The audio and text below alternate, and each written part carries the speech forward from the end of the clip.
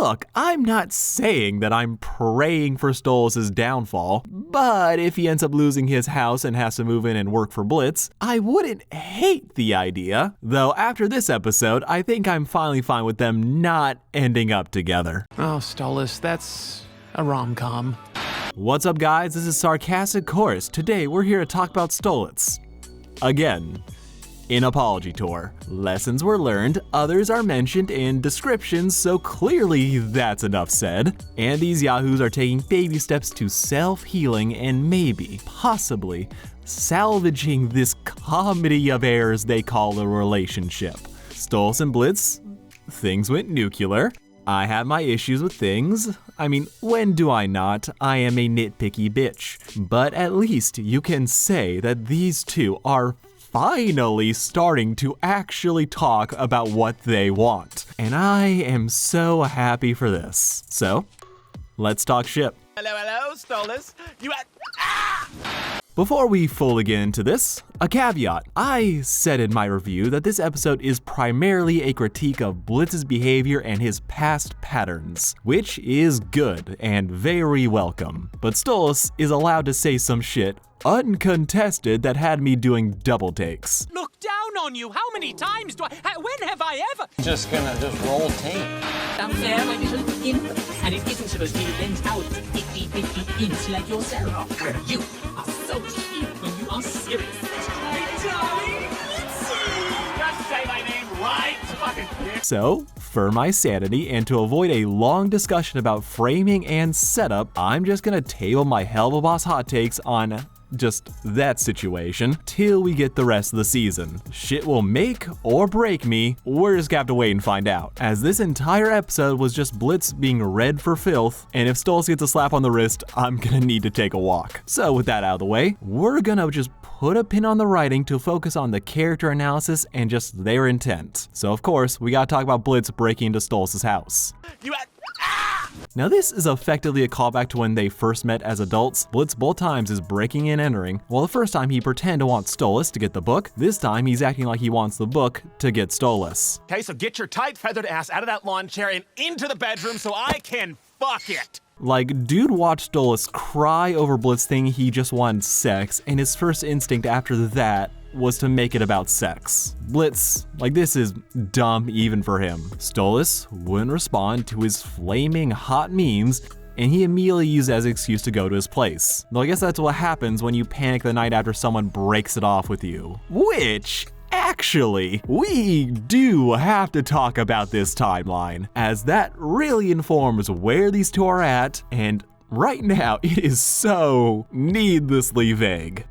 By all accounts, it doesn't make sense. So this is something that I think needs to be made clear, since the story couldn't make it easy for the people who don't freeze frame every shot of an episode. Apology Tour does canonically take place the morning after full moon. Now I want to make this clear, as one small mistake in full moon did put things into question for some people, as the calendar in full moon shows that the month that they're meeting up in only has 30 days.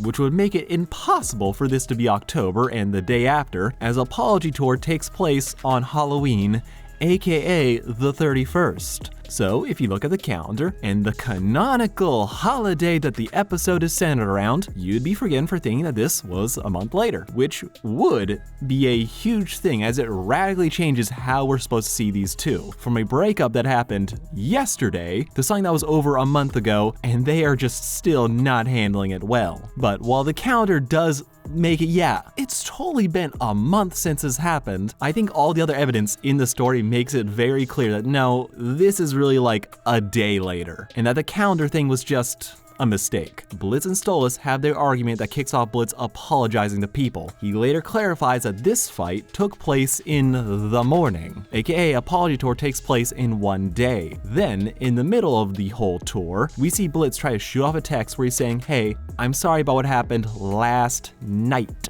which would only track with this month time skip theory if they had some separate fight that we didn't know about, or the fight that we saw was actually in the evening, not the morning, which has been confirmed to be. Look, how I acted this morning. Did you hear that? Hear what? This morning. So all this means is either the calendar or the text is a mistake, as this is just a little thing that might have just slipped through the cracks. Blitz is saying shit like, Oh, come on, Stolitz, we just had a rough night. All this together makes me inclined to think that this takes place the morning after full moon, though that still doesn't actually make sense, as that would mean that this was happening on the 30th. Which we know is impossible since people celebrate Halloween on the 31st. And this is the same day, so legit the timeline doesn't make sense. So you just gotta pick your poison here, and I'm deciding the text, how they're interacting, this is the day after, something wasn't caught in the background art. There, I'm done. Like, I know this is pedantic, but I need to clarify this, as it's just important for the context and the lens we view these two and how they interact. If this is the morning/day after, then we're basically watching Blitz trying to panic fix this whole situation after sending Stolitz memes at 5 a.m. in the morning. And this also being the morning after does add to the fact that Veroska, yeah, she's low-key stalking Blitz's socials as she was ready to swoop in on his ex just immediately. So, the morning after the meltdown that was full moon, Stolitz is in his robe, reading the relationship guide other people call smut, kicking off his morning strong with a glass of wine as that's the kind of night he had. Now we basically start with a role reversal for their roles in season 2, with Blitz being the one to make half-ass attempts at getting the other to talk about what happened. In this case, via memes, with an interest in just getting Stolitz to give him the time of day after what happened. Their massive fight that ended with Blitz standing outside of Stolitz's house and basically flummoxed about what the fuck just happened. So he's trying to verify if Stolitz will respond so they could open up to something. But Stolitz hasn't responded to anything, just like Blitz barely would respond to him. This is a reflection of just how done he is with Blitz and a small bit of revenge for how Blitz never picked up the vague bait he'd leave hanging, right next to the massive out he'd always give him.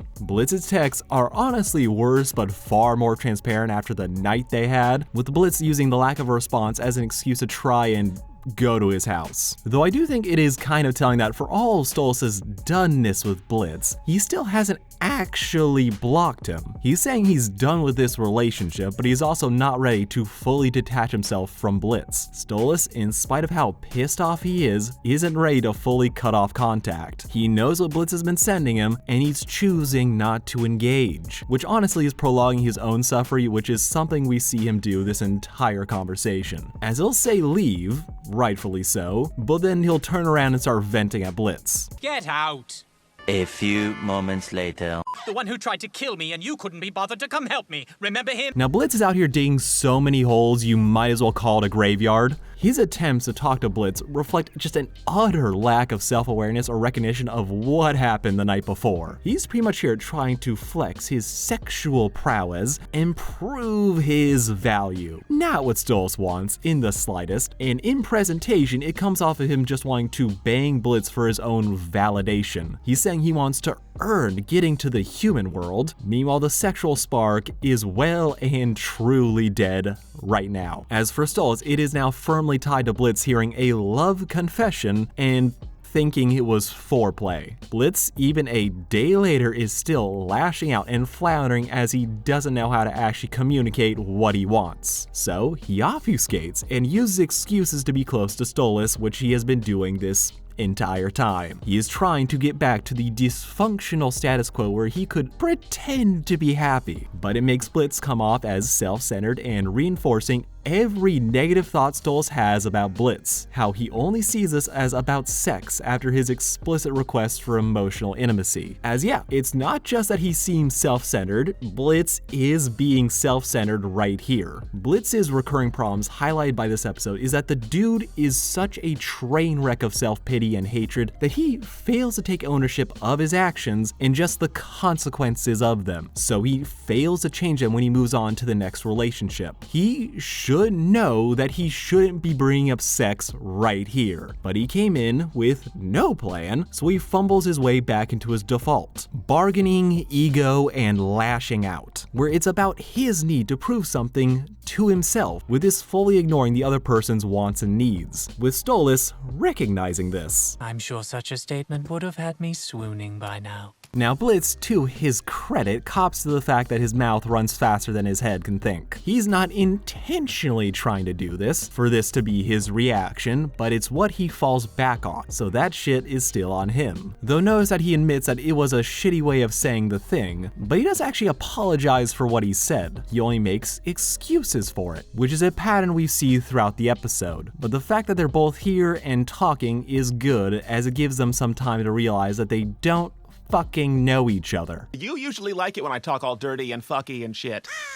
Now this is something that actually blew my mind when I realized it. Like, ignore the fact that the excessive dirty talk is Stolitz' character flaw more than Blitz's, but the number of times Blitz actually uses dirty talk prior to Full Moon, it's a whole twice? Like, no, for real. It's the flashbacks to where they first hooked up, and then there's just bear traps and dork. As far as recurring relationship issues go, this isn't one of them on Blitz's side, though this is an issue in just the utter inability to respect boundaries and a lax set of rules for how they should engage with one another. Everything that they've been doing has been them running on assumptions of what they thought the other wanted versus how they actually felt. From Stolitz thinking that this was a relationship between equals, so demeaning pet names and ribbing was just okay, to Blitz's perspective this being a transaction where his own wishes and desires weren't fully being met. This morning is pretty much the two of them not playing anymore. So without the idea of sex or a bargain really being on the table, how roughly they've been treating each other is now on full display.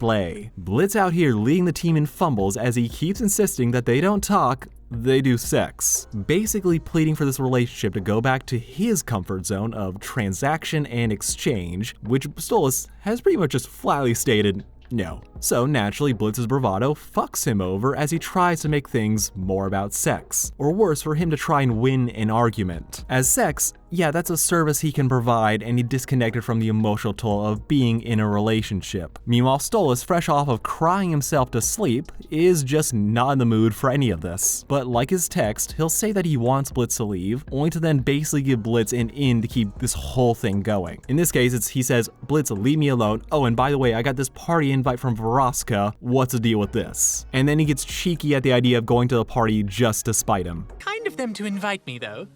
It might be rude not to make an appearance. Stolitz says he doesn't want to do this, says all the right buzzwords, but he still gets sucked into this argument, with this whole interaction devolving into a blame game where nobody's actually listening anymore. Instead, they're just reacting to the last thing the other person said till the whole point of the convo is lost entirely. Blitz came here to do something that would get the relationship back on track, or at least just, he didn't want it to end. That's basically it. But hearing that Vraska is throwing an anti-Blitz party pretty much gets him to go from trying to seduce Stolitz to being his worst self, as he goes from misguided to fully defensive, calling his exes bitter and that relationships are stupid, and doing petty shit while mocking Stolitz's accent. By crushes others' feelings, you mean in shit before it gets serious, then bingo! Blitz, the day after a breakup, in front of the ex he's trying to talk to, is insisting that all his other exes were the problem. He's calling them all butthurt about how they lost a chance to get with him, as he's too imp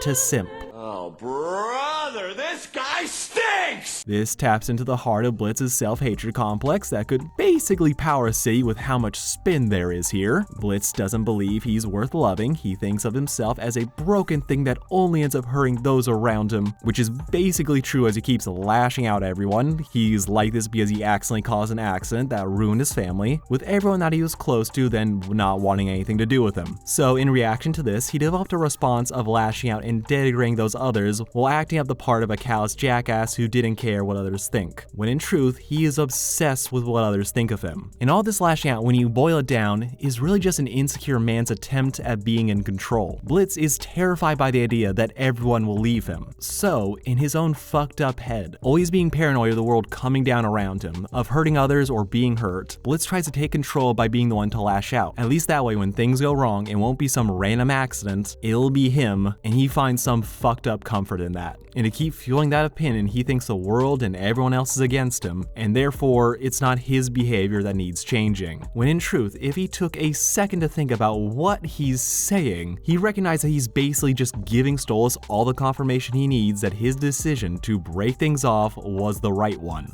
I'm doing everyone a favor because relationships are boring. Congratulations. you played yourself. Blitz, from Stolitz's perspective, is a walking red flag, with Stolitz catching strays for the sake of Blitz's ego in all of these interactions. Blitz tried to call out Stolitz for having a dating down kink. While that does touch on the idea that Stolitz's actions have a lot of classist and, a fetishistic slant, but that's not why Blitz brings it up. He's bringing it up so that he can one-up Stolitz. He's trying to take back control of this conversation. He got cornered by Stolitz asking, "Bro, why are you here?" And after hate sex fell flat, he's just trying to find anything to turn the tables, so he went to the fetish. These two aren't having a conversation. These two basic bitches are just having an argument. Everyone's flaws are on full display. Blitz goes from lying to everyone about why he's here to focusing on just himself, then getting heat the second he's on the back foot. Meanwhile, Stolitz is sacrificing his mental health by getting sucked into this, trying to justify his actions, being defensive, and being really petty. Just like that vile striker friend of yours, the one who tried to kill me and you couldn't be bothered to come help me. He gets so wrapped up in his feelings that he basically fails to recognize his own shortcomings or actions outside of how he intended them. Yeah, he never thought of Blitz as beneath him, but he sure didn't treat him that way when they were together, leaning into the Blitz being an imp thing a lot, ignoring boundaries, giving credit to Blitz's idea that this is borderline a race fetish for Stolitz. Also, if you correct me that the right term for this is speciesist, I want you to know that that doesn't make the behavior any less bad, it's just an easier word for others to say. Stolitz was raised in money and wasn't socialized enough to recognize why some of these things aren't okay. Something that's still true now, as in a defensive streak of his own, Stolitz is getting huffy about how Blitz couldn't be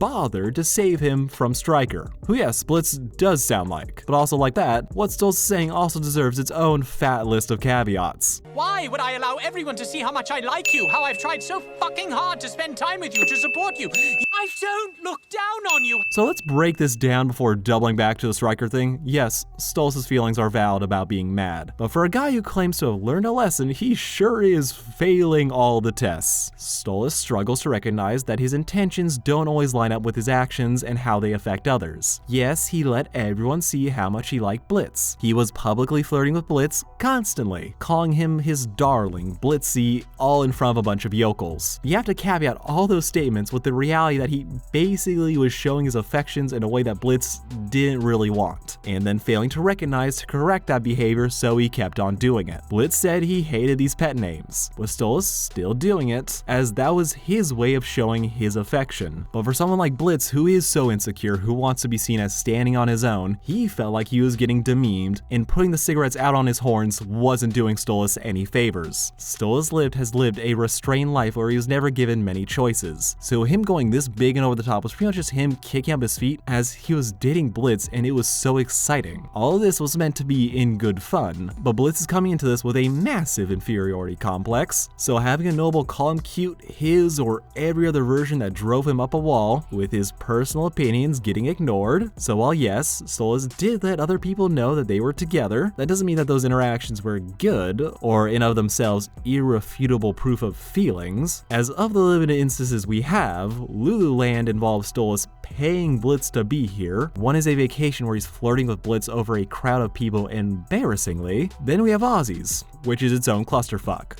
All right, let's just leave. As the man got cornered and proceeded to hide his face. I kinda wish we had more examples of these two actually hanging out before Ozzy's, just to see just the general what their date life was like, as that would at least give us more examples of Stolitz trying to be more genuine, rather than just popping in to see Stolitz just sitting sad at home. This also goes double for making Stolitz saying he wanted to spend time with Blitz work. As of the examples we have, it's kinda They didn't actually spend time together in Harvest Moon. Ozzy's was Blitz's idea, and we have their text history, so we know the tepid attempt Stolitz made to let Blitz choose to hang out with him despite giving an imp an out at every opportunity in an attempt to seem non-committal. So then it just feels like the series keeps saying that there's a bigger attempt than we actually see. The deets we get ends up making a weak case, but to Stolitz, this was a lot. And right now, in this situation, what he thinks and feels is what's actually true. Kinda like the "I did so much to support you" thing. Where do I begin? So let's ignore the fact that Stolitz decided to make a deal with Blitz while he was under duress, aka being shot at. Stolitz does support Blitz's business ventures, but him framing this as some Herculean task ignores a lot of the actual situation. As yes, Stolitz supports Blitz, but then he demanded sex in return. You gave your support, but you did it in a way that was also for your own benefit, which muddles any altruistic or romantic intent. The more interesting example of this, though, that we can unpack is the Osmodian Crystal, which is this massive gift for Blitz, which will allow him to keep doing his business without the book free of charge, with Stolitz having to pull out all the stops and having one conversation with Asmodeus. Like, this thing that actually crazy to me is that the concept of the crystal, being able to go to Earth with it, is actually made less special by the actual lore building of the show, as this is standard issues for official succubi. Every time they go to Earth, they're using one of these things, so there's a decent amount in circulation. These things are also given out to drug dealers to help the supply chain. People straight out of rehab are given these things to use responsibly. The bar for having these things is actually way lower than I feel like it would be warranted given how crazy of a deal this sounds like. Blitz honestly could have straight up stolen one back in Unhappy Campers and be good. So then this makes the actual big get. The real thing that makes this crystal situation special is that Stolitz gets Asmodeus to co-sign in performing hits for butthurt sinners. Before, this is all illegal. Blitz was doing this under the table. But now, them effectively flaunting the rules of hell and heaven, all that's now been made official under Asmodeus' rule, who wasn't worried about it in the slightest, with the only real deciding factor being his boyfriend giving his okay. And the dude can flaunt these rules to make it happen because fuck him. He's one of the lords of hell, so he doesn't have to sweat little things like that, instead getting to sweat over his own little thing. Stolitz did support Blitz, but the terms and conditions weren't catch-free, without pretty much eroding the romantic ideal that Stolitz actually wants to aspire to, which basically is the mood for everything Stolitz says here. His intentions are good. He says a lot of things that sound great on paper, but him not recognize the implications of his own actions, even here when he brings it all up, saying Blitz can't ignore all this, all while ignoring the flaws and how he went through all of it. This is the lack of self-awareness that is the flaw Stolitz really needs to work through, with us getting hints of self-reflection and recognition in his song. But we'll get to that. Blitz, meanwhile, is fucking up even harder. That was still the gayest thing I've heard all day! So to delve back to the Stryker thing, Blitz drops the bomb that Stryker tried to kill Stolitz before, with Blitz's belief that if he could handle some cowboy assassin, then Stolitz, yeah, he definitely could do that, as he's more powerful than all of them, so it wasn't worth telling. This lack of communication shocks Stolitz, despite the fact that the hit was ordered right in front of him, and he was almost kidnapped that one time. Stolitz basically reads this as Blitz saying, I don't care about you, I wouldn't even tell you when someone is out there trying to kill you. Not to mention this is all rolled up in this false idea Blitz has built up in his head of Stolitz. Stolitz realizes just the true dissonance between how Blitz has viewed him, and it is so clear, and it is a lot. This whole convo is Stolitz realizing just the truth of what's been going on all these months, free of all the assumptions he's been making. That Blitz isn't some tsundere, but a maladjusted dick who'd rather lash out than be vulnerable. With Blitz later at the party seeing Stolitz for who he truly is, free of the bias of this conversation, and not obfuscated by Blitz lashing out and making Stolitz defensive, which drags this whole thing into an argument. Blitz is pretty much reacting to the last thing he hears with no overall point or idea of what to do. He's just reacting, with this giving his worst impulses free rein to make things so much worse, as he's incapable of being vulnerable after a lifetime of having to be strong or fighting to survive, when vulnerability is the one thing that Stolitz truly wants. To see that Blitz cares about him, not just the book, not just his body. But despite Blitz being here for them ostensibly, only talks about himself and his needs. Just like with Stolitz, they both can't get out of their own fucking heads long enough to have an honest convo about what they want before things spiral off topic and out of control at the first misstep. With these missteps leading to Blitz to say basically the quiet part out loud in some masochistic cry for help, only to immediately undercut it by telling Stolitz, Well, fuck you! This cues up Stolitz calling out Blitz's lack of care and how he treats others, and to question if he's ever apologized to anyone, which he has. In fact, he's done it in front of Stolitz twice. Stolitz, wait! My sweet baby girl, I'm so sorry. I'll never replace you no matter what you... Or tried to. This, I think, opens up an interesting conversation about Blitz and the nature of his past apologies. Firstly, with Fizz, while Blitz did confess to what actually happened, taking some semblance of ownership of what happened at the circus, he wasn't actually trying to seek out Fizz's forgiveness. This shit just kinda happened. With Fizz pretty much just hearing the truth, realizing that Cash would be so horrible to pit his kids against each other, and Nier instantly forgives him. With all Blitz needing to do to seal the deal is to rescue his ass from the fire, confirming the previous information. Blitz didn't so much apologize for how he acted as much as he admitted that he was at fault, but not actually because it was an accident. With even this moment of vulnerability getting elements of Blitz being guarded and making excuses. As while he says he's sorry to Fizz, he can't help but defend his own actions and his own pain as he says this shit about his mom. But you have no idea what I lost in that fire. Even Blitz at his most vulnerable always has his own little caveats or justifications for his behavior, effectively using the "you don't know what I've been through" line about how his mom died in that fire, and apparently Fizz didn't know despite living at the circus his entire life. Like, was she some massive mystery because reasons? But moving on, then we have Blitz's apology to Luna, which low-key, I feel like this is less Blitz being vulnerable and more like his codependency is flaring up. He is reflexively begging to keep Luna in his life. Dude got reminded of his past and how he sees himself in her, and that is enough to sweep the fact that Luna actually is bad at her job under the rug because please don't leave me. And even if you want the oldest apology with Moxie, Blitz slightly opens up to his employee, but he still remains guarded, saying, And don't expect any more compliments, I'm maxed out. Thank you, sir. all these instances of apologizing was less an active choice and more like something that was forced onto Blitz, with him never really needing to take ownership of his actions, so he never changes them. Blitz may have apologized to Fizz till he cried, but he didn't actually, as he really just gave Fizz closure for the events and realized their whole beef was based on a lie. So when he feels challenged by Stolitz saying he can't apologize, he invents an entire apology tour just to say fuck you. Yeah, that's fucking right.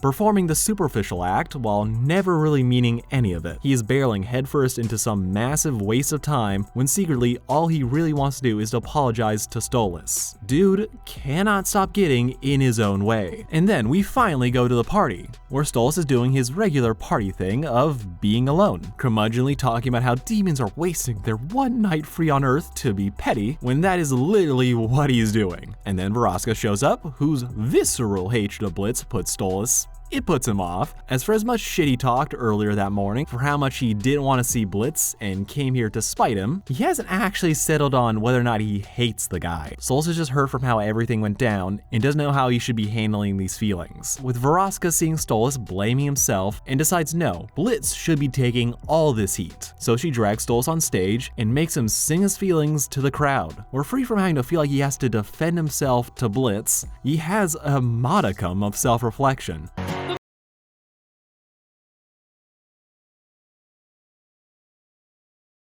If he really did ignore the signs that Blitz wasn't in love with him. This good shit, however, is shouted down by Vraska and co, with Stolitz getting overwhelmed by all these ifs, ands, and buts, till he settles on his sad truth that Blitz probably never cared about him and that he was a fool for loving him, especially given the evidence that Blitz, yeah, he's a fuckboy. But he's not happy with any of this, so he goes to ruin his other kidney by pounding back liquor, with Blitz having witnessed all of it. With the idea that this is what Stolitz truly thinks of him, that he didn't care when he cares so much, it's enough to finally knock the wind out of Blitz's sails and to finally get him to just talk without blowing up. Going to Stolitz, who is thoroughly plastered but still tries to pull Blitz aside to avoid the rest of the party murdering him, showing a level of protectiveness even on one of his worst days. This is also one of the first times that Blitz has seen Stolitz's, well, habit of abusing substances. Something we have seen a lot, but Blitz never till right now. This is something that Blitz comments on, which Stolitz taking it as an insult. This gets the ball semi-rolling as Blitz, while making excuses, he isn't doubling down on his offhanded comment that he didn't actually mean. Instead, he admits that how he acted this morning was fucked. And then after all of his excuses and justifications, he gets to the core of what he actually wants to say and been thinking about.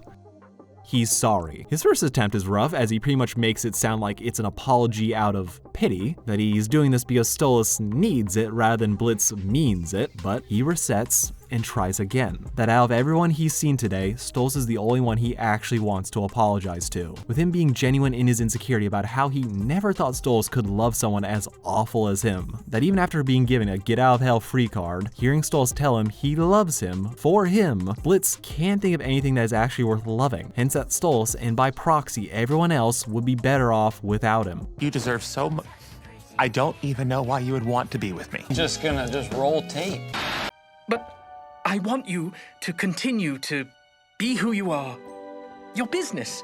Alright, this is me editing. I legit Mandela affected myself here because I thought Stolitz listed some actual traits instead of I love you for you. That was on me. I was so happy I thought I could bring that clip back, but nah.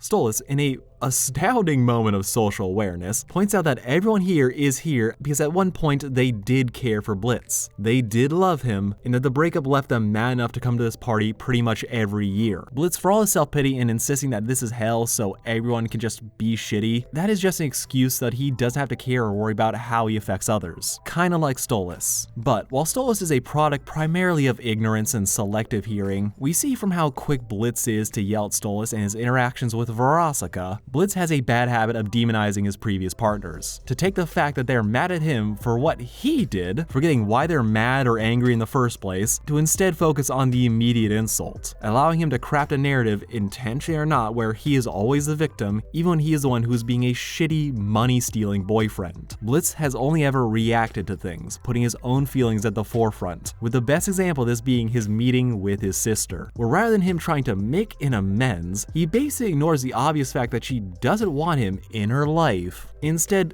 barreling after her till he basically ruins her job, with him then trying to say he can help her and pleading for her to be back in his life. While he may be legitimately concerned for his sister, this is more about his fear of being alone and his desperate need to have people in his life than Barbie Wire's wants or needs. With this conversation right here being the first time that Blitz actually listens to someone else's needs, of Stolitz's idealized rom-com romance, his dream of being wanted and needed, of having someone who cares for him and who would see him as their entire world. With Blitz seemingly having that moment where the only thing that exists is Stolitz. Blitz has a chance to comfort Stolitz, but he hesitates. He misses his chance with some rando hottie showing up to ask Stolitz to dance, where despite hearing that Stolitz wants someone who will care if he stays or goes, Blitz just acquiesces to Stolitz leaving to go dance with this guy, as Blitz doesn't believe he can be the guy that Stolitz wants, so he goes back to what he usually does, feeling miserable and pitying himself,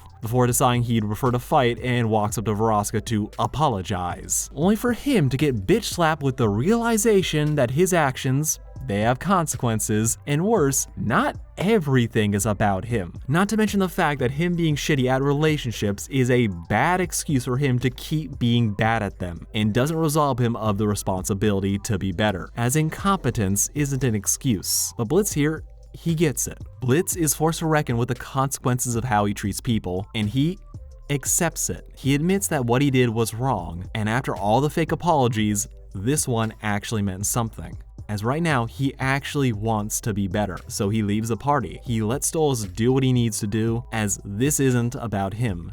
And the best thing he can do is to let Stolitz process what's happened, rather than trying to force a confrontation that'll only make things worse for everybody. I'm curious to see where the story will go from here, how Blitz will change or evolve from this experience, or if he'll fall back to the same callous persona this series has been built around. We know that Blitz will defend Stolitz against Andrelphus. There is apparently a trial scene in the trailer. Dia's voice also gets one solid dig at Stolitz. That might be part of his own moment of self-realization, and I hope that the both of them get more than a "like gasp, I was wrong," then continue their bad behavior till it's time for them to apologize and suck face. Honestly, at this point, I can definitely see this show ending with the both of them not ending up together. I think the idea of these two working to fix themselves and realizing that while they can be friends, the way this relationship has consumed both of their lives, and especially Stolitz's, it would honestly be a fun decision to have them not hook up immediately, instead of having them both work towards self-improvement and fixing the litany of other issues that their behavior causes. Then they can have the reward here of being together after putting all their demons aside and recognizing the best ways to interact with one another. I'm curious to see what will get prioritized and how will all pan out. I have my worries, but we just have to wait and see. While I got my issues with the series, I personally am more than happy to be proven wrong. So let me know what you all thought down below. Go check out Cellspecs' video. It is fantastic, and it nearly made me not put out a video. Love you all. Peace out. Have a good one.